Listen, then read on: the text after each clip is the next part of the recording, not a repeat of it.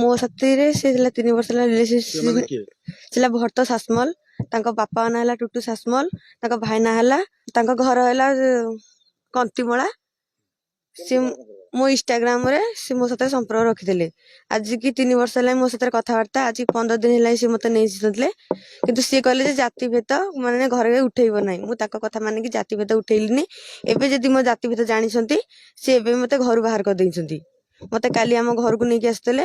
ମୁଁ ନାହିଁ କଲି ଯେ ମୁଁ ଆମ ଘରକୁ ଯିବିନି। ଯେମିତି ନାହିଁ କରିଛି ମତେ କୋଣାର୍କ ଥାନାକୁ ନେଇକି ଗଲେ।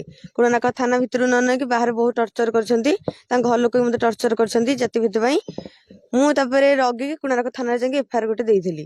ଏଫଆଇଆର ଦେଲା ଭିତରେ ସିଏ ତାଙ୍କୁ ଡାକିଲା ଭିତରେ ସିଏ 50,000 ଟଙ୍କା ଭିତରେ କହୁଛନ୍ତି ଆମେ ୱିଡ୍ର କରିଦବୁ।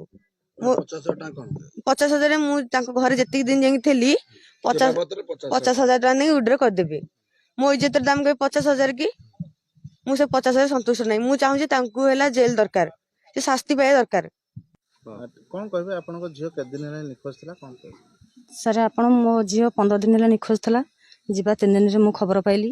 ଖବର ପାଇଲା ଭିତରେ ଝିଅ ମତେ ଫୋନ କଲା ଯେ ମୁଁ କହିଲି କଣ ହେଇଛି ନା ସିଏ ମତେ ଆଣିକିରି 15 ଦିନ ହେଲାଣି ସେ ପୁଅ ଘର ଗଲା।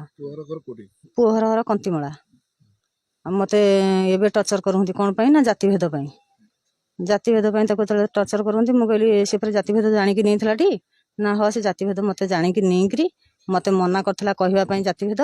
କିନ୍ତୁ ମୁଁ ଲୁଚେଇଲି ତାଙ୍କ କଥାରେ ଜାତି ଭେଦ ଲୁଚେଇକିରି ସେ ଅଇନାକେ ତାଙ୍କ ପବ୍ଲିକ ଆସିକି ଜାତି ଭେଦ ମୋର କହିବାନି କିରି ସେ ମତେ ଜାତି ଭେଦ ଖୋଜିକିରି ମତେ ଟର୍ଚର କରୁଛନ୍ତି।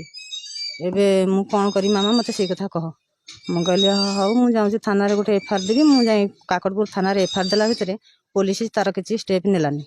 ନ ନେଲା ଭିତରେ ମୁଁ ଯାଇକିରି ଝିଅକୁ ଆମେ ଥାନାରେ ଏଫଆଇଆର ଦେଇକିରି ଆସିଲା 2 ଦିନ ପରେ ଝିଅକୁ ସେ ଆଣିକି ଆସୁଥିଲେ ଛାଡିବା ପାଇଁ। ଆନନ୍ଦ ବଜାର ଜଗନ୍ନାଥଙ୍କ ମନ୍ଦିର ପାଖରେ ଝିଅ ଆମ ପାଖକୁ ଫୋନ କଲା ଯେ ମତେ ନହୁନ୍ତି ଘରକୁ ଛାଡିବା ପାଇଁ। ପୁଅ ଘର ଗଲା।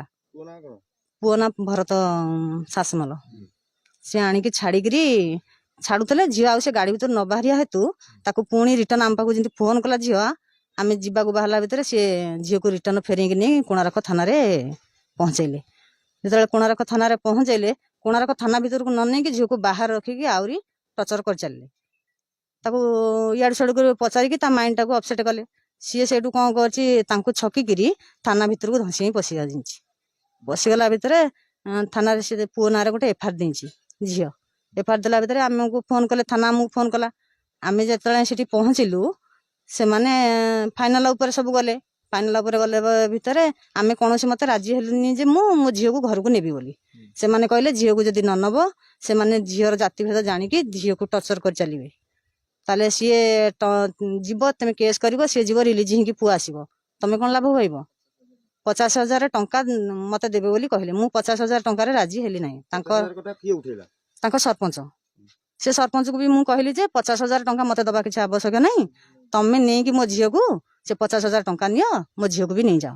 ସେ ଏକମତ ହେଲେ ନାହିଁ। ସେତେବେଳେ ଏକମତ ନ ହେଲେ ନା ବସିଥିଲେ ପୋଲିସ ଜାଣିଛନ୍ତି। ଆଜ୍ଞା ପୋଲିସ ସାର୍ ମୁଁ ତାଙ୍କ ନାଁ ତ ଜାଣିନି କୋଣାର୍କ ଥାନାରେ, ମୁଁ କହିପାରିବିନି ସେ କଥା।